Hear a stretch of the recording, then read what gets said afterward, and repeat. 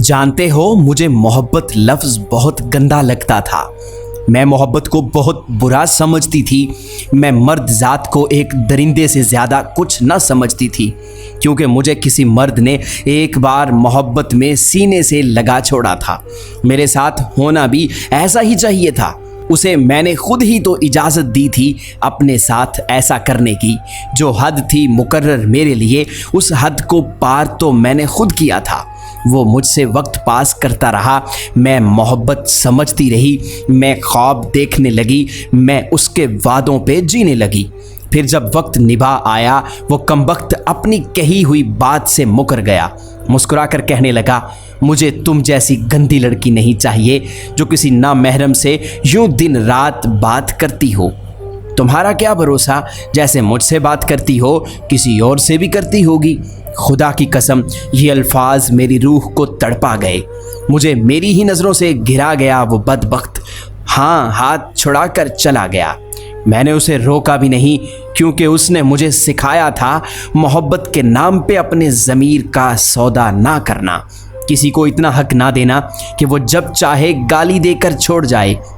किसी के वादों पे बिक जाना सबसे बड़ी हमाकत होती है। किसी की मीठी बातों पे सब कुछ हार देना अपने ज़मीर का कत्ल होता है। किसी की चंद हमदर्दाना बातों पे खुद को इतना सस्ता कर देना कि वो जब चाहे पाँव से ठोकर मार कर चला जाए। मैंने उसके जाने के बाद खुद को मजबूत किया और सोच लिया, जितना इस मर्द ज़ात से दूर रहूँगी इतना ही महफूज रहूँगी। भला कल को कैसे मैं किसी पाक मर्द का तसव्वुर कर सकती हूँ खुद को दागदार करके। भला कैसे मैं किसी की पाकीज़ा मोहब्बत बन सकती हूँ खुद को मोहब्बत में नीलाम करके। भला कैसे एक बाहया माँ बन सकती हूँ किसी बाकिरदार बेटी की। लेकिन जानते हो, फिर मेरी ज़िंदगी में वो इंसान आया जिसने मुझे अपने निकाह में कबूल किया और मेरी ज़िंदगी बदल दी। मैं मोहब्बत से पनाह मांगती थी, लेकिन मुझे मेरे हमसफ़र ने मोहब्बत में जीना सिखाया।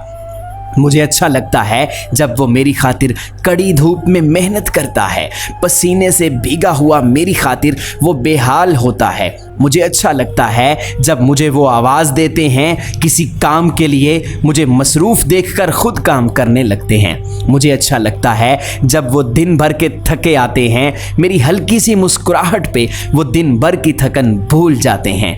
मुझे अच्छा लगता है जब मैं कुछ गलत काम करूं तो वो मुझ पे गुस्सा करते हैं, मुझ पे चिल्लाते हैं, फिर थोड़ी देर बाद खुद मेरे पास आकर बैठ जाते हैं, मेरा हाथ पकड़ते हैं, मुझे दुनियादारी की बातें समझाते हैं।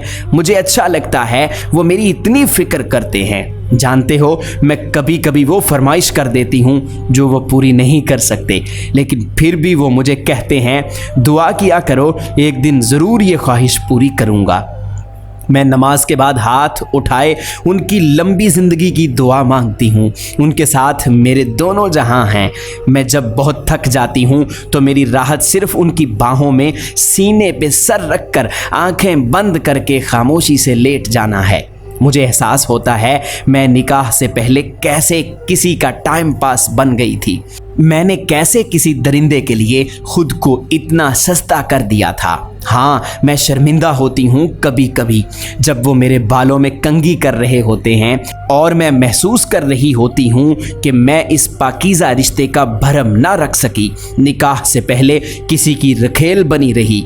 रखेल सिर्फ जिस्मों का मिलना नहीं होता, बल्कि किसी की खातिर रात भर जागना, बातें करना, किसी की खातिर अपनों को धोखा देना, किसी की खातिर अपने जिस्मो जान को उसके हवाले कर देना और वो बदबख्त हमारे जज्बात के साथ खेल कर चला जाए। हर बहन से कहती हूँ, मोहब्बत के हर दावेदार से दूर रहो। सब फरेब है, सब झूठ है, चंद दिन का तमाशा है, फिर सब मोहब्बतें मुंह पे थूक जाएगा।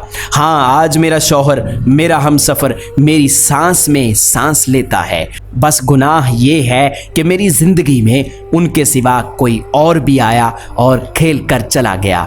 काश मैं मोहब्बत से दूर रहती।